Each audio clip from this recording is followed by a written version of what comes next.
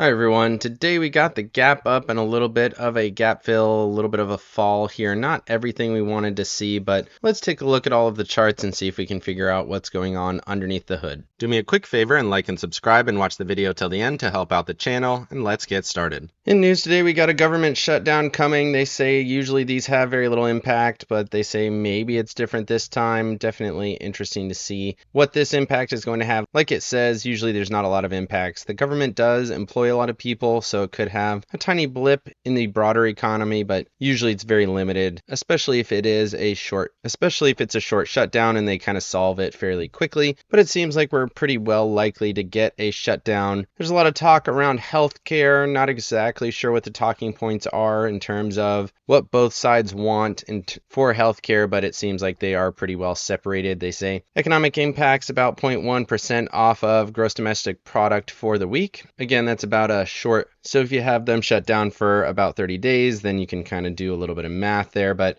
in a $30 trillion economy, it's not going to have a massive impact. In terms of labor market's already been a little bit wobbly, but the numbers for the economy that we saw last time were pretty good, so I'm not super worried about that. Labor market could be shut down. Maybe that affects the labor statistics. That would be interesting, especially since we have a jobs data week. I don't think that'll be particularly impacted, but it's certainly a possibility, something to consider. They say reduction in quality is also possible. Maybe we get a wider revision over the next iteration, but either way, not expecting a whole lot out of this. And I'm sure that they'll solve it fairly quickly. It's not usually good for the country, for the government to be shut down. And really, a shutdown is kind of a loose term. The whole government is not shut down. Usually, it's just portions of the government. Moving over to fear and greed index, you can see 53 up from a 52. Very, very slight movement here. Momentum, no change. Strength, no change. Breadth in fear now. Interesting. That must have gone a little bit lower today. We'll see what that looks like on the actual charts later. Put call ratio, flat line, makes sense. Pretty low volume, makes sense for a Monday. And then volatility, slight step up there as well. Safe haven demand back into greed, like to see that moving a little higher there. And then junk bonds here in fear, no movement there either. Moving over to that economic calendar, there was really nothing here for the Monday. Pending home sales, did get that number. It was much higher than expectations, fits with that previous number we saw on jobs. On home sales, very, very good numbers there. I think that speaks to a stronger economy than most people are kind of anticipating right now. And then looking at tomorrow, you get consumer confidence, JOLTS job openings, CPI for the Eurozone on the Wednesday, and then a little bit of soft data there in the afternoon. Nothing crazy. Want to see consumer confidence and JOLTS. If you get a good JOLTS number, that could be positive for the end of week numbers, which I do think if those came in a little bit stronger than expectations, that could be good for the stock market. Then moving over to the charts here, you can see on the hourly, we did get that gap up, fell a little bit in the mid-session, held support at the highly traded zone there. Want to see this zone in here hold. That was really the gap fill. We got the gap fill, and then we did have some buyers come in there. You can see ton of volume coming in on that buying candle. Ended up nice. Want to see it hold there and get the continuation back to these previous highs. We did already kind of throw a wick up there. I don't know if that's a real wick or not, but had the consolidation just below that level. And then you can see that trend line here, hit that trend line, fell back below it here on the daily chart. Don't super love it. Really, I want to see it get at least a double top here on the SPY charts. Starting to show some hesitation, falling a little bit after hours. Momentum bearish, RSI, that's what we're kind of waiting to see. I want to see it hit that RSI and get a clean rejection or kind of chop above it. Right now, it doesn't look super great. This looks like a breakdown, kind of retest breakdown potential setup. Tomorrow is going to be definitely interesting for that confirmation candle. Hit the 9 EMA, got a nice bounce there. So far, it does look okay, but definitely some signs where you could say this does kind of look like a high, potentially lower high setup. Do we get a lower low here? Back down at the trend line around 565 certainly would be in play in my opinion. Moving over to the Tasty charts, that fall was enough to put us into bearish conditions here, but we're still holding consolidation at this grouping of EMAs, and so far that's okay. And you can see even after hours now we've gotten a little bit of a tick higher. So far so good on that. Got the rally up. We said we were extended here and we were starting to get into that overextension period, but now pullback, consolidation, higher low setup. Can we get the rally continuation there? so far so good on that in my opinion. And then looking at that daily chart, you got the rally out on the Friday, gapped up and dojied, still a little bit higher there, holding that 8 EMA, a little bit of a lower bar on the Tasty charts, but holding that, like to see it. Didn't quite get to the second ATR band, but as long as we're between that 8 EMA and the upper band, this is still a bull trend in my opinion. Moving over to the NASDAQ here, this is the 15-minute and the daily chart. You can see that same gap up, pulled back here, couple of wicks to the lows. Didn't love it. It was a little bit more of a pullback. Again, didn't feel the gap though, so did have a little bit more strength there. Again, after hours, seeing just a little bit of a tick there to the upside. Overall, not bad. Pulled back a little more than I wanted. Was really hoping this 55 zone was going to hold, and it didn't. Then looking at that hourly chart, 21 EMA right there, 9 EMA right there. Didn't pull back to this area here, so again, it's nice. It's below the SMA. It was a little extended on that initial push higher, so it's not surprising that we got a bit of a pullback. Then you can see the wick on the daily chart. Didn't quite get to your all-time highs, but we did get through that 600 level. That was the zone we were talking about on the Friday video, and the weekend video was right here. Pushed through that zone, hit that initial price target. Now, can we get to the all-time highs up around 602.80, 603 area? I still think we're probably going to get a touch of that area, especially with how well this held up today. Moving over to the NASDAQ, similar thesis to the SPY charts from the Tasty charts here. As long as we're between that 8 and the upper band, this is still a bull trend, still very much a bull trend. On the trailing stop as well, upper ATR band 604.86. If we did get to that area, that would give us the all-time high target that we were just talking about. Then looking at that hourly chart here just for a moment, didn't put us into bearish conditions the way the SPY charts did. Held the trailing stop touch, caught a bounce there, holding that 34 EMA zone, 55 EMA zone, kind of between this 597.40 and 598 area. So far, so good on that. A little bit of volume coming in as we touch this area, so like to see that. Got a rejection on volume. That should be a little bit of a bullish indicator. Again, short-term upper ATR band 602.72, so right in line with those all-time highs. Moving over to the Russell and the Dow. Russell here on the hourly chart pulled back to support. The level was 241.05. We talked about that level, tested it multiple times, and we closed above it. So far so good on that. Momentum stepping to bullish right at the end of the session. As long as this zone holds, we're in good shape. Got the gap fill, held the support area. Want to see it hold this and push to 244. I think that would be a nice move. And then looking at that daily chart, looks kind of similar to everything else. Gap up, gave a little bit back, touched the support level. Momentum still a little bearish. RSI, same kind of thesis as everything else. It's extended. Want to get the test there. Hasn't done that quite yet. And then the Dow, pretty much the same as everything else, just with a little bit less volatility, up about 0.16 on the day. Moving over to the Mag 7. Mag 7 didn't do much of anything, pretty much in line with the same consolidation zone, up 0.3 on the day. Same thesis, gapped up, fell a little bit,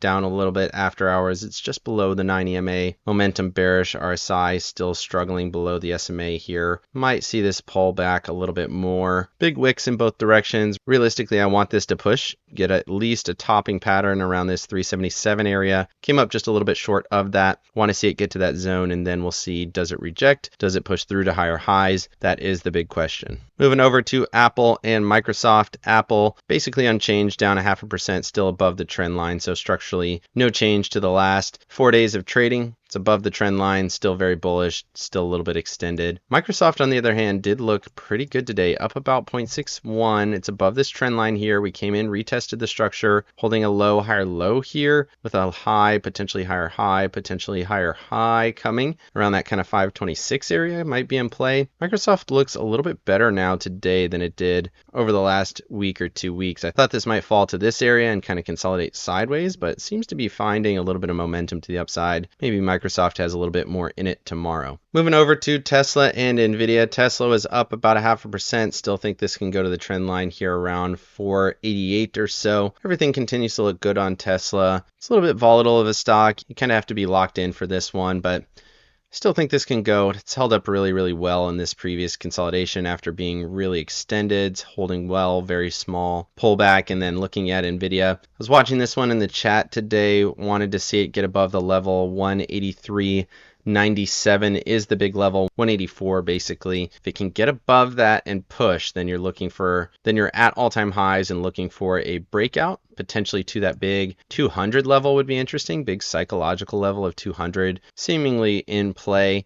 if we can get this breakout, but so far it hasn't happened. Touched that zone, high of day was 184, and then we pulled back, finishing up only 2%. It is above the 180 level, so that is definitely bullish, but again, want to see that definitive break above that 183.97 level. Moving over to staples and discretionaries, you got staples finding a little bit of legs, up 0.2%, coming off of the touch of the 77.50 level. Said this was extended to the downside, thought we might see a little bit of a bounce. That still seems to be the case. You are getting close to the retest of the SMA on the RSI, so maybe you get a rejection there. Next level to the downside for me, 75.40, pretty much in line with these lows back here from April of 25, and then looking at discretionaries, very little movement today here as well, up about 0.5%. Didn't quite get to those highs. Is this the double top? Is this a lower high setup? I think we're going to at least touch that high. We're very, very close to it at this point. SMA on the RSI, same thesis, right? Do we get the retest? Do we touch that level and reject? That is what we're watching for over the next day to 2 days. Moving over to breadth. Breadth still looks fine here today. Is actually positive on both of these indicators. So not sure what the movement down on fear and greed we saw was, but for now, still very, very good above the 50 level. Got the continuation higher Friday,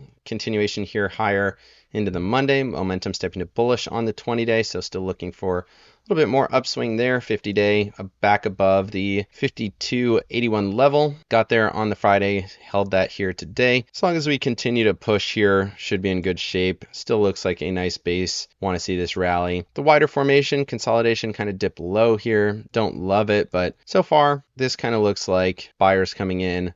Want to see this push a little bit more. Moving over to the dollar did continue its fall from the Friday. Interesting. Came in, hit that 144 EMA on the hourly chart. Big wick rejection, caught a bounce into this zone here. Consolidation, dip low, quick rejection, consolidation. That's bullish, right? So that tells me that buyers are coming in this area. 144 EMA right in that 97.80 area. Want to see it hold this and push back to the 55. Ultimately want to see it push through and break out. Same kind of thesis here, right? You have a wick down, quick rejection, buy up. Back into this consolidation, holding above the 21 and the 9 EMAs. Still bullish for me. Still looking for the dollar to find some legs. Moving over to bonds. Bonds continue to look super good. I've been talking about bonds forever. Been continuing to buy them. Bought some more of them here today. Both of these look good though. JNK heading higher up after hours. Risk on play here. So that's good for the broader markets. And then TLT got extended. Pulled back consolidation. Relatively little of a pullback. Held above these wick highs here. Back above the 89.16 level. Probably going to continue up to that 92.82 area. Bonds continue to look really, really good. Moving over to the VIX, not a lot happening here. You do have a base a little bit now, so not great, right? You got a big spike up, consolidation, found a little bit of a rounding bottom here with a low, slightly higher low, slightly higher low. So markets are getting ready to do something. Is it going to happen soon? Obviously, it can do this for a long time, right? So we've seen this before. We have kind of a base for several months. You got here in May, didn't rally out until mid-July. Same thesis here, right? You have a base, got a bottom, higher low, higher low, higher low structure from November of 23. Didn't really see big spikes until April of 24. So this can absolutely take a very, very long time. You need that full topping formation. In equities, we don't have that quite yet, but there is something happening here on the VIX. We're going to continue to talk about it. This looks like a basing formation and that this could start to chop higher over the next couple months. Moving over to my accounts, I did go ahead and roll out here. I would have made more money if I held these longer, but I rolled out mid-session. Been trying not to do that as much, but I rolled out mid-session and down one strike here to 241 for both of these. That ended up being good. Rallied out of it a little bit. It's fallen just a smidgen after hours, but put myself in a better position, still made money during the session just a little bit, and still good there, right? 24 cents on the day, $44 on the day, so made a little bit more actually than the stock purely would have. And then the Qs, I added a position here. I sold the 599s for the day, got a little chopped up on that. You can see that's why this one isn't as good, but I did go ahead and put on some 596s for the next day. That's in 27 cents profit. looking for a potential 80 more cents there, or about $80, trying to get about a dollar out of that one. Probably just going to continue to play with these as long as the market holds up and we don't see anything crazy happening. I'm going to continue to sit on these, and then dollar position, no changes here. Let me know down in the comment section what you think of the government shutdown. What are they squabbling over? Will it have any kind of economic impacts that we need to know about? Let me know. Otherwise, like and subscribe if you got any value out of this video. Make sure you hit the bell so you don't miss out on any future episodes. Of course, none of this is financial advice. This is all for entertainment purposes. Good luck in your trading and have a great day.